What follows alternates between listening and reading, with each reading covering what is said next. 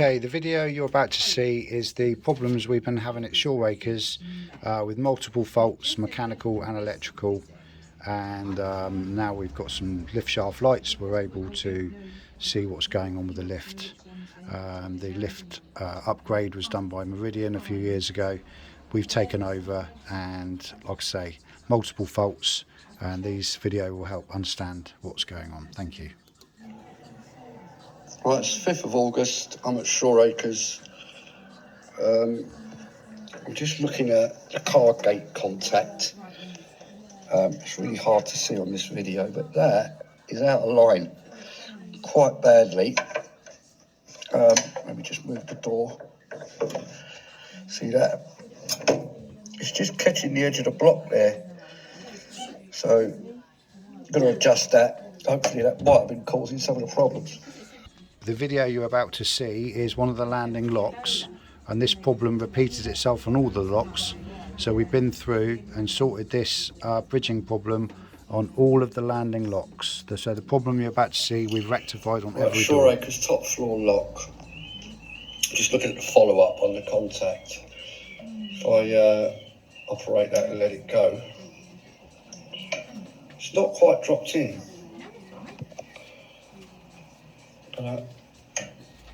It dropped there, didn't it?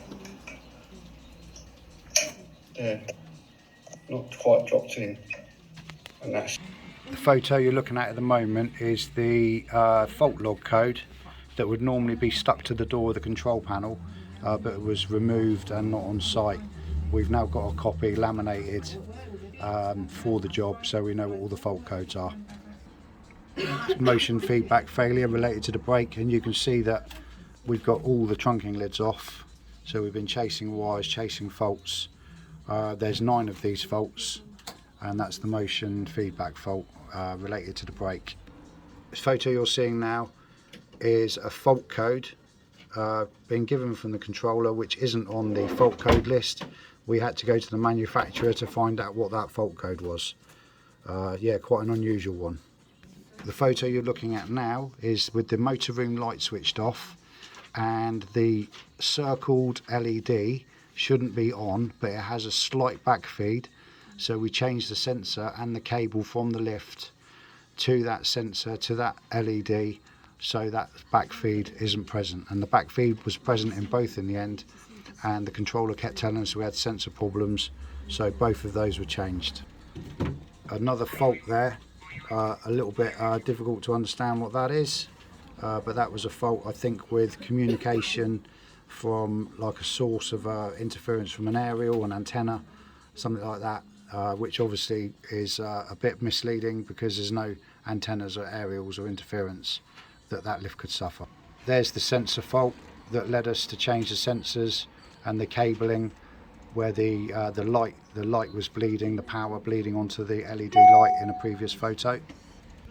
That's a heat sensor camera picking up the extreme heat coming from the brake in that hot weather. The brake was working too hard. We've now since adjusted the brake, and it's now cooled down and is operating correctly. The photo I'm showing you now is at the top of the lift shaft.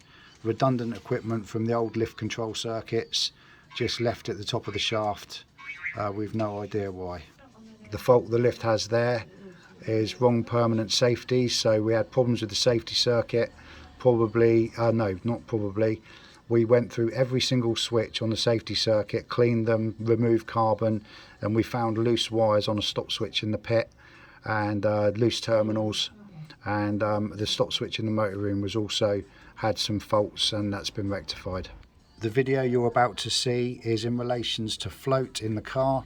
We now have the lift shaft light, so we're able to see the entire job, and we discovered that there was too much float in the lift, and this is a video just explaining that float and what I need to do.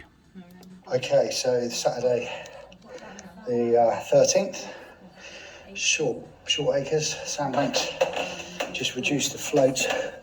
Still got a little bit of float in there, and that dust mark there is how much I've moved very carefully the shoe here, the guide shoe. So that's the guide rail. We can now see beautifully because we've got our sharp lighting in.